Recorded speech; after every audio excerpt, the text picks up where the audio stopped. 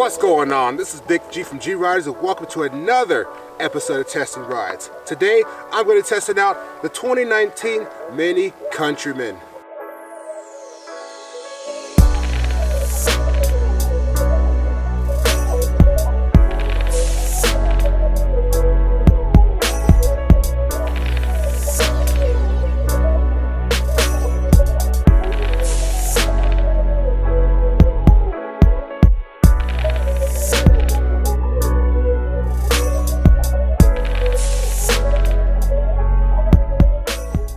Countryman, this generation of the Mini Countryman was introduced for the 2017 model year, and it's now on a BMW platform. So since it's on a BMW platform, it does have an F-Series chassis code. So for you BMW people, this is the F60.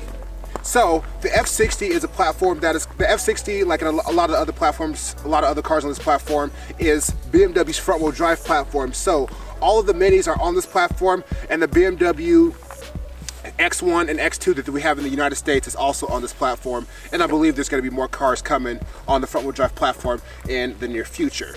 Alright, so welcome to the 2019 Mini Countryman. So for the 2019 model year, Mini did some small updates with their trim level and configuration. So before, Minis just used to be one trim level and you add every option that you want. But I'm really glad for the 2019 model year, on all their models, they decided to break that down into different trim levels like most other normal cars. So the Minis comes in 3 trim levels now. There is the Classic, there's the Signature, and there's the Iconic. Signature, I mean the Classic is this model here. This is a base model, so not a whole lot of options on it. The Signature comes with like comfort access and some other options that you can't get on this one, and the Iconic is the loaded one, so you get all the features on the vehicle, and I think that and they're priced accordingly to that. So this car has the inline turbocharged 3-cylinder, making 135 horsepower and 162 foot-pounds of torque. Because this is a small SUV, it does weigh about 3,300 pounds, but because of 3,300 pounds of the smaller engine, this car does get pretty decent fuel economy. It gets about 24 in the city and 33 out in the highway, which is pretty decent. I would like to see better, especially with this car being a 3-cylinder, but it makes sense because of the weight of the car, because I believe the regular Mini, just like the two-door hardtop and the 4-door hardtop, get 38 with the same engine, but that car also weighs like 400 pounds, 500 pounds less than this does. So that makes perfect sense. So since this is the base model with no options on it, this car starts at about $26,000, and because this one is the automatic, it's about $27,000, which is pretty good considering this car does come with a lot of good standard equipment. Like, it does have the classic Mini Cooper toggle switch to start the vehicle, also has backup camera, parking sensors, the panoramic sunroof, and heated seats, all standard equipment on this model. And I think that for $27,000, that's kind of like on par with the rest of other crossovers this size that this competes with. I mean, I know this doesn't compete directly with like Hyundai Tucsons, Nissan Rogues, Ford Escapes, because it is a little bit smaller and it's kind of technically a premium model, but like, you know, this car is not out of reach if you're looking at those cars also. Welcome to the interior of the 2019 Mini Countryman. So the Mini Countryman in the early generations looks really weird on the inside. It didn't feel like it's a real car, but with the second generation of the Countryman, they've really worked to kind of make this a lot higher quality and more of a normal interior that you'll find like in a normal car.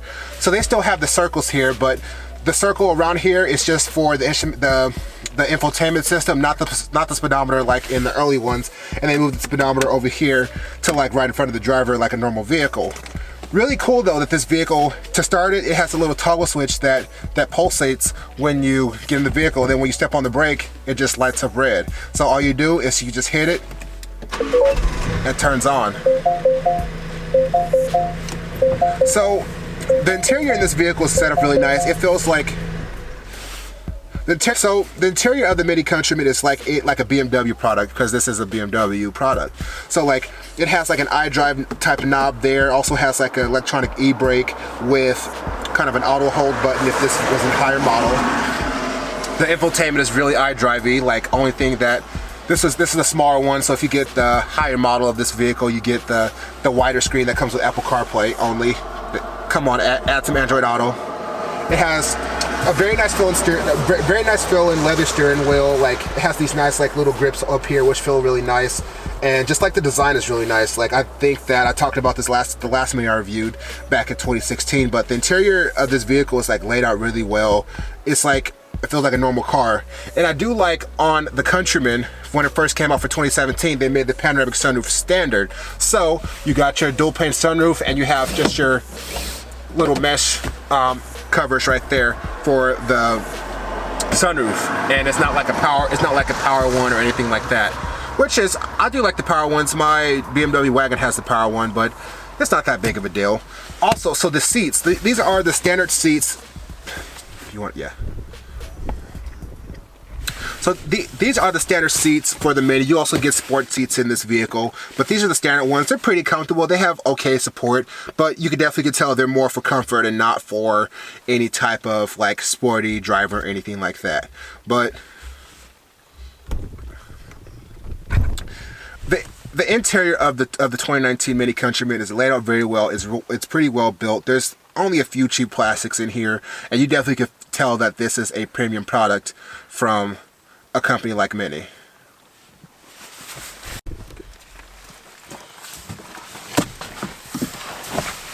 Alright, welcome to the back seat of the Mini Countryman. So I had to set the seat up. This is kind of like where a normal person will have the seat at. And actually the back seat of this Mini Countryman is pretty comfortable. Like the back passengers can control whether their shade is open or closed, which is pretty nice. Like my feet fit under the seats pretty well. And remember, I do wear a size 16 shoe, so that's pretty nice. And you know, this actually, I could survive back here if I had to do it. Like there's no USB ports or no vents or nothing like that, but this car is not really made, like even though it's a 4-door, it's not like made for people's backseat pleasure. This backseat is kind of here just because, you know, you want a 4-door Mini, but most of like all the other stuff is focused up in the front seat. And you know, you got like your car seat holds there and things like car seat anchor points there and all that, but like it's nothing like too special about the back seat, but it actually is pretty comfortable. All right, before we head out on the road, let's see how this thing sounds.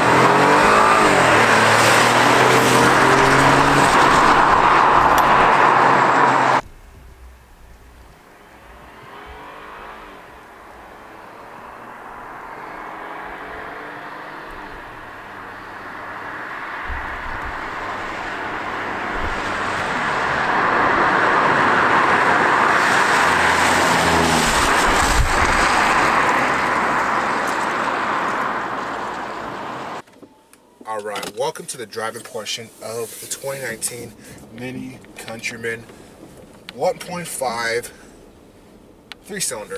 Alright, let's head on the road and see how this thing does.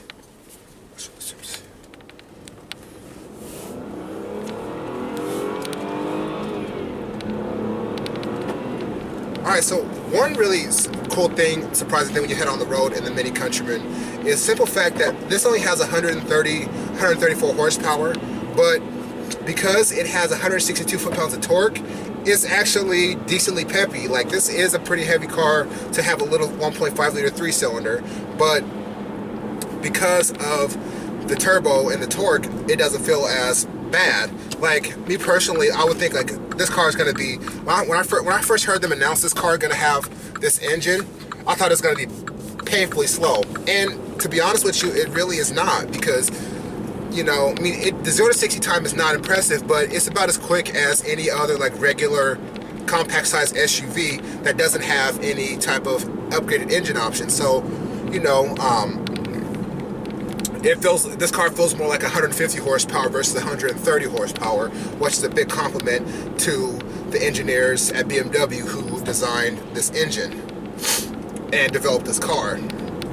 So one other very surprising thing about this car is a simple fact of like how much room there is on the insides. You guys know I'm a big dude. I'm over 6 feet tall, over 350 pounds, and I got plenty of space in here, plenty of headroom, plenty of shoulder room. This is a nice, big, roomy, spacious car.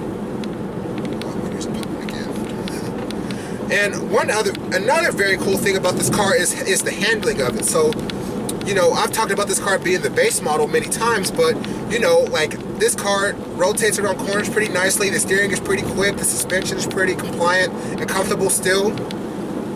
It just feels like overall like a very good car.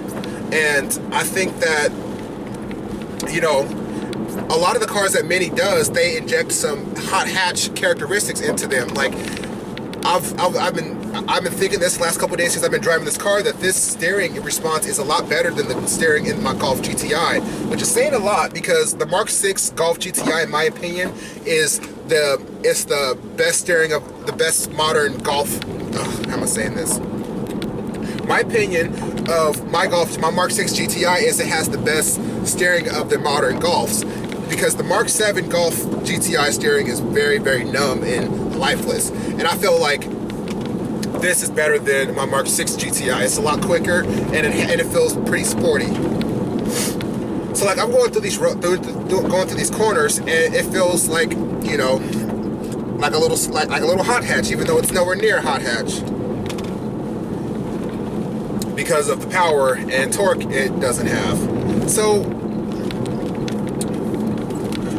couple things I would like to see though from this model is I wish that it gave me the option to put the car in sport mode or an eco mode or something like that.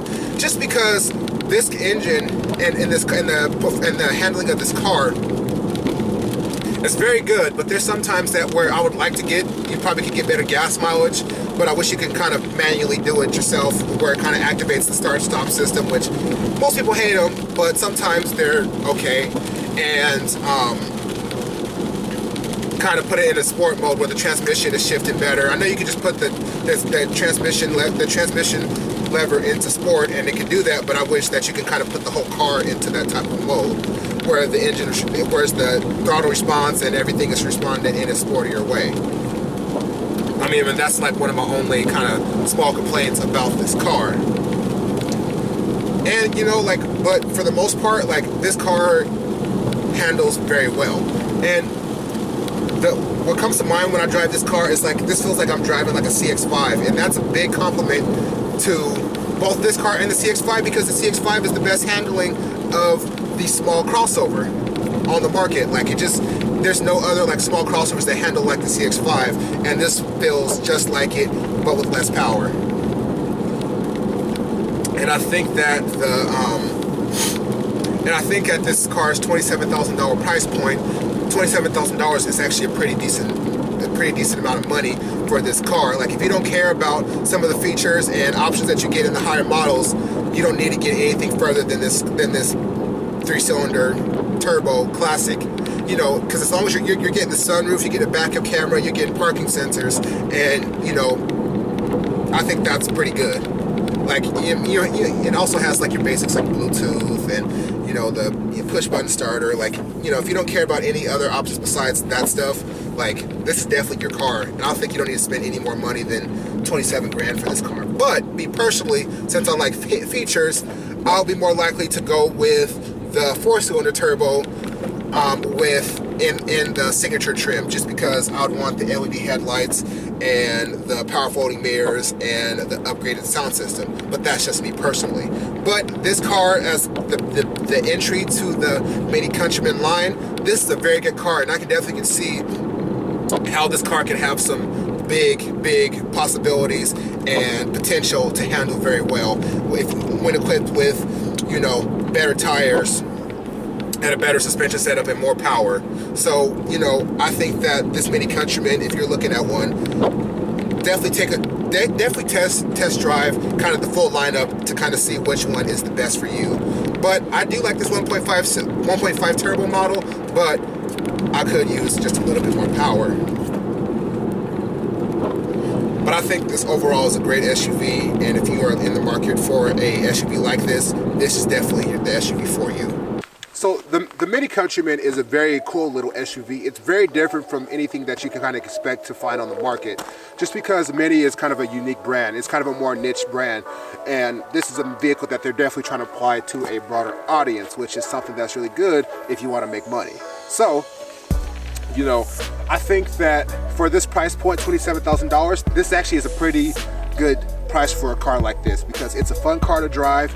And I think it looks pretty cool. It's pretty unique. It's pretty spacious. And honestly, like, you know, if you have a car like this, you definitely will stand out a little bit just because it's not your average, you know, boring, you know, Honda HR-V or whatever. So, if you're looking for a fun, comfortable, interesting SUV, this is definitely the SUV for you. So, if you like this video, hit me with the thumbs up, hit that subscribe button, keep riding me. Thanks for watching.